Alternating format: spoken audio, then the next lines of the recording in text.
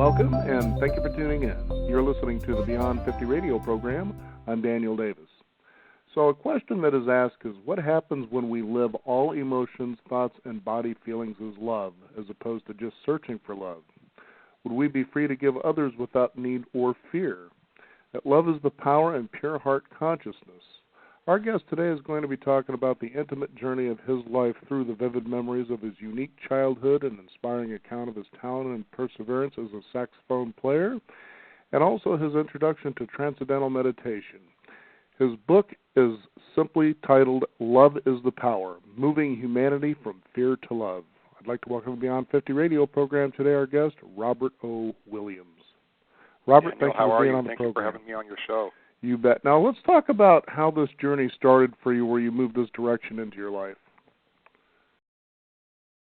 That's a good question. I suppose it started as I became aware that I was seeing things in my backyard that other people and my family members couldn't see. These were nature spirits and that I didn't have names for them at the time. So I knew I was an odd duck pretty early on. And the experience of, I could say, and by the way, I had an argument once or a debate once with a psychologist, and he said, that's impossible. It was all in your imagination. It was all part of your brain chemistry. Even the near-death experience is all brain chemistry. To me, Daniel, it doesn't really matter. What matters is our understanding of love and our understanding of who we are and how we can help each other. But to go on with this story, I learned a lot about our interconnected natures in these information fields in nature. Got into music and found that music is a carrier wave of consciousness, and if you are in a state, you can actually access higher frequencies and higher dimensional energies through music. I think we've all experienced this either as musicians ourselves or during concerts where, boom, something happens and the whole stadium, whether it's the ticket sellers or the security guards, musicians' audience, we get into this collective energy, and it's more than just sound hitting our ears.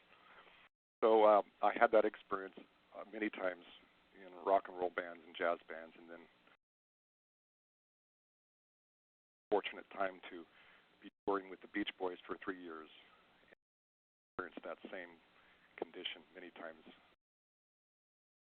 So after touring for 2 or 3 years, I became very sick, and I had a near-death experience. And I was in a different place. I was in various domains of pristine realities, and back to my body and wrote some of those realities down and began to passionately research what life was all about, what death was all about. I suppose led me to writing this book. Now, you're considered to be one of the world's foremost experts in what is known as subtle energy engineering. Tell us what that is exactly.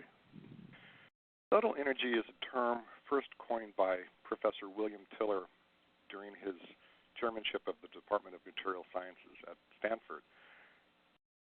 He said they were subtle energies because conventional physics measures everything based on photon collisions, this domain of electromagnetism. So it gets a bit complex, but he said there are other energies that cannot be measured with conventional measuring devices because their energies are, he called them more subtle, some call them faster than light and so forth, but he began to look at the reality of those energies for many. So subtle energies is something that is controversial. It is not taught in most classes, but a good example of subtle energy is love itself. What is material about love? We see the effects of love. We see the influence of, let's say, our love, your love to somebody else. But physics can't measure that directly, or the conventional science cannot measure what's coming out of your heart, what's coming out of your mind, what's coming out of your loving and compassion. So there's an example of subtle energy. It can't be measured, but the effects are definite. And there are all kinds of energies that are in that category. You know, it's pretty amazing when you think about how we seem to be certain about what reality is in front of us, but when you talk about what we're talking about here, it's more underlying than that, and how reality becomes co-created by what's going on inside of us. And, you know, like putting it into perspective, you get people, for instance, that seem to always have bad things happening to them, but then you listen to the state of their language and how they actually express what's going on in their lives, and you can come to see how, well, I can see why that's going on there. Have you kind of had that experience as well with people? Oh, definitely, definitely. And what is linked to that kind of pattern for anybody is certainly the subconscious. And within that subconscious, there are influences that we attract to ourselves. So there's a subtle energetic component. So it doesn't stay in your brain. There's an influence that can create a pattern of, you could say, positivity or success, or a pattern of just the opposite. And those are, again, our subtle energies. They go out and they influence reality. And I think, even as simple as somebody believing that they can get a parking place. This is a common experience in Marin County. We just kind of visualize a parking place, and there you go. It's one right in front. To think about that in a conventional scientific way, it is impossible, because how can somebody would have to leave the restaurant early, or whatever. There's so many things that would take into account something like that happening. But it does happen, and there are other more profound examples and documented realities where miracles are happening that cannot be explained by our simple material sciences and chemical. So now, how is it that people can begin to learn to work with this and begin to make changes in their life, as you say, moving more toward everything is love? It is available more than ever, and that comes into what I've been researching for the last 30 years in terms of the phase of humanity, or the information fields that are more active now. But the simple answer to that is there's various practices. I know you've had really great people on your show that have offered certain techniques and ways to access these higher states of consciousness and higher love. One of the methods I do, and it's easy, it's just occasionally during the day we have these moments of self-reflecting. It might be while we're driving, or it's between conversations, and we just kind of know that we're alive. We have this consciousness of me-ness. During those times, I ask myself, what am I thinking? And I can see, so the thoughts are there, and they come and go. You kind of just become more abstract within the relationship of the mind and the thoughts. So, okay, I'm thinking those thoughts. Something is bigger than those thoughts. So then I think, or I ask myself, what am I feeling? So maybe there's a pain in my left knee or something. Okay, there it is. What am I feeling emotionally? There it is. I feel anxious. So each time I ask these questions, the answer is a subjective reality that's always bigger, that is always more vast, that is not bound by the thought, not bound by the emotion, not bound by even the physical pain. Now, with a caveat on that one, if the physical pain is too overwhelming, then I've been there. You can't even do anything but try to deal with the pain. So that's an exception. But if it's relatively manageable pain, you can say you can kind of disconnect or become greater. It's a better word, greater than the need. So I ask those questions, and if you keep going and then put your attention on your breath, what happens is you start to feel this unbounded place. And that unboundedness can only be accessed with a certain energetic relationship of our subtle energy, our hearts. And that heart chakra, or that component of relationship right there around and right above your physical heart, kicks in, then we feel lighter, we feel freer, we feel less stressed. So that's one technique that I use, and it does take a bit of discipline because life is tempting on so many levels. We can listen to this and that conversation. We can become very easily overshadowed with our day-to-day experiences. What is being overshadowed? What's being overshadowed is our greater or our more true self. Feel that if we just take these steps to pause and ask these questions. Then there's meditation techniques and other ways we can go even deeper. But that's my simple one.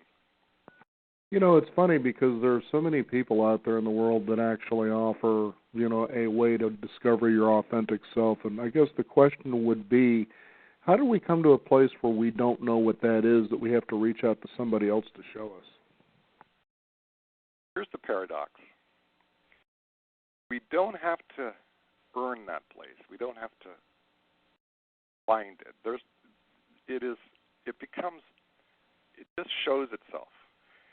This is the time we're in, and as an example, it could be just walking out in nature or down the beach or whatever. It doesn't really matter what we're doing. Occasionally, we have these epiphanies, or we have these feelings of greater aliveness. It's a prominent energy that is subtle energy that is alive on the planet now, and that is what I believe gives us hope for this time of Earth. But your question, if you try to find it by any technique, that effort actually will hide the reality of the heart, will hide the unbounded love that I talk about in the book. Does that make sense? Absolutely. I can see where it's sort of like, as I've talked with people who would be considered dream experts, and the idea of lucid dreaming is that you have to get to a point where you're willing to let go and allow. But as soon as you make an effort, you kind of change the outcome in many ways, and you lose control, actually. Yeah. It does take practice, and the paradox is the practice of letting go. If you try to let go, you're not letting go. So love. Here's an example. I'm a father, and my daughter's now 12, and parents know this. When an infant cries, the mother, let's say, doesn't have to think too much. There is a relationship between her and the child that is very profound, and it's happening all the time. But the mother holds the child without a thought. It is you can say, it is her love that is guiding the response to the crying child. And to see this is a remarkable observation because it is absolutely unconditional. As a parent, are you a father? Absolutely, yeah? Even a grandfather. Mm-hmm. Well, grandfather, congratulations. I'm catching up. I'm 63 and I'm still just a father. So I'm a late bloomer, and I'm proud of that. But the idea that the mind is going to figure out what the child needs is a secondary. It might have to think, well, okay, what time of day is it? But the love that's happening to our children, it's not asking, well, what's in it for me? What's the deal here? What am I going to get out of this child? It's silly to think, but it's in other places in our lives we actually kind of contract, and what's in it for me if I give to this person? What's in it for me if I I'm kind to this person? We have a little fear there. That's fear, but we don't have that with our children. So there's a reference point, and even if we don't have children, we can see this, we can imagine it. So that field of energy we're not trying to accomplish the sleep of our child. We're not in that linear mode. We are responding, and the result is a restful child, a sleeping child, or a happy child. And then she or he cries again, and it goes on like that until they become touch with their own so-called separateness. But yeah, the paradox is blatant, and what is interesting is that there is a scientific component to transformation. In nature, there are seasons, and in nature there are examples. One of the ones we all like hearing is the caterpillar to the butterfly. I like the one from the seed to the rose flower. These see that. Let's just stick with the rose. This rose seed has a structure, and it is here to remain that strong seed until some season shifts or some time cycle shifts, and it's time for that sprout to pop open the seed. This is not something that we have completely figured out. We've observed them, but we don't know what that force is. We call it life force, nature. But look at the reality of the sprout then going into these different structures. Literally, when we get up to the stem and the leaves, that doesn't look anything at all like the seed did. And then, and by the way, before each one of these transformations of structure, there is an increase of disorder. There is an increase of chaos to give way, to make room, you can say, for this next highest expression of itself. So when we're looking at a rose, we've got the stem, we've got the leaves. Whenever there's a leaf that begins to form from the stem, there's an increase of disorder on the stem. The cells actually become disordered and go down the side, and then the leaf comes out, and it follows a pattern found in nature. And then the greatest point of disorder is at the opening of the bud into the flower. And then what's always so beautiful when I think about it is that the whole paradigm, the whole way that the rose plant has been exchanging energy from its environment, which we remember as photosynthesis, right? The greenness gives out oxygen, takes in carbon dioxide.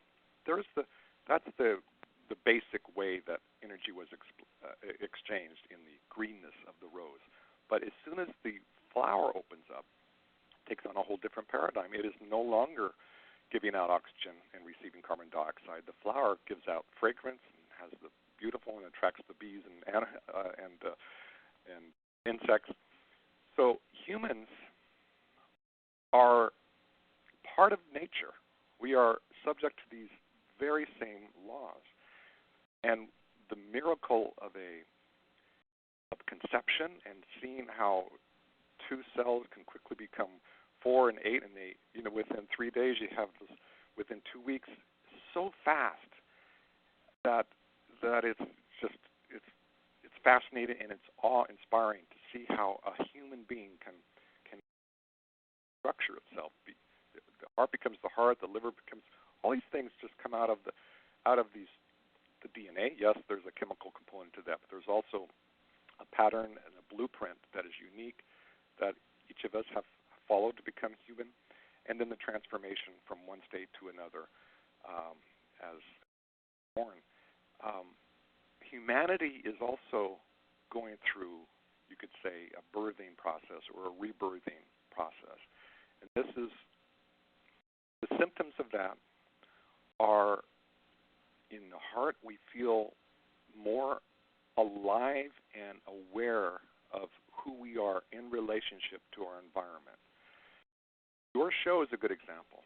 If nobody really cared about, if there wasn't consciousness about holistic approaches, solution-oriented ideas, you'd be a lone wolf there. But fortunately, consciousness has reached the point where it is calling out for a higher reality. It's calling out for a better life. It's calling out for more love, whether we use those words or not.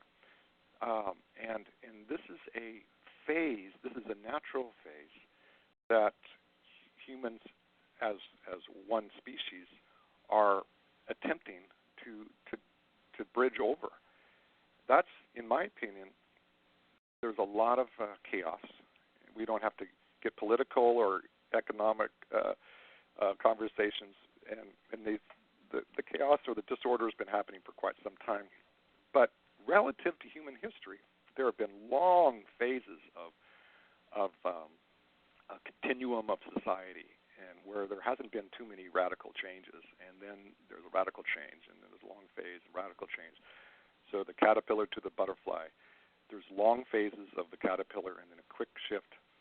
So this is love attempting to show itself in a greater position in our consciousness than I love you today, but maybe not tomorrow. Right. That kind of love. Yeah, it's funny how we actually take a look at love, and you watch, shows that basically are promising love when people get together after a big courtship, and and you realize that once you're with somebody and that romantic phase seems to go away, you kind of think to yourself, do I continue with this, or do I go out and look for something fresh? And the whole idea was, I remember a friend of mine telling me, when two people get together, love eventually becomes a choice. And I thought, that was kind of interesting that he put it that way, but there's a lot of truth of that, especially when you look at long-term relationships. You're spending a lot of that time trying to perhaps compromise or change or shift some things about you so that you can adapt to the partner that's hopefully doing the same thing, and then you become two people who enjoy being together versus two people who are frustrated because now the romance or the honeymoon side of it's gone now, and now they think that relationships are work, and that's something they don't want to do. And if it becomes work, I would think, then maybe it's time for you to loosen up a little bit. Yeah. This word love. Like I said, I have a 12-year-old daughter, and I must confess on the air live that my daughter's got a folder on her iPad, Cute Boys I Love. So, of course, we know, I smile and I get a little, oh my God, my daughter's growing up. She's got, this is her definition of love, and we know that, all those cute boys are not going to have her everlasting infinite love.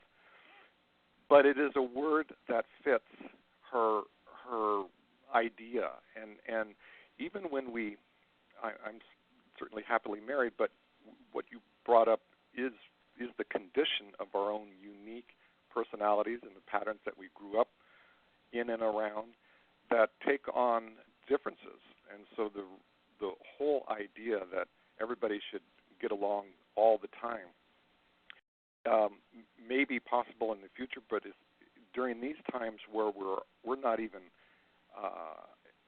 for the most part able to understand our own psyches, our own moment-to-moment moods, much less somebody else's, and interact within that in a way that logically can create harmony. So it is a call also for the heart.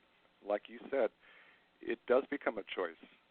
Perhaps there will be a future time where we're all in such a high state of love and a high state of consciousness that it is automatic, much like a mother's love to her baby. She's not choosing each time to serve the baby or feed the baby. It's just what she does because it's love. But you're right, it is a choice. When I have those moments of self-reflection, I choose to do that little technique. Who am I? And I actually feel this energy in my heart begin to become more. It's always there. We just have to allow our attention and access to it and a way to that feeling. It doesn't negate negativity in the environment. I had another debate with somebody. Well, if you love all the time, then somebody could just come in and rob you, and take advantage of you. That's not the kind of love we're talking about here.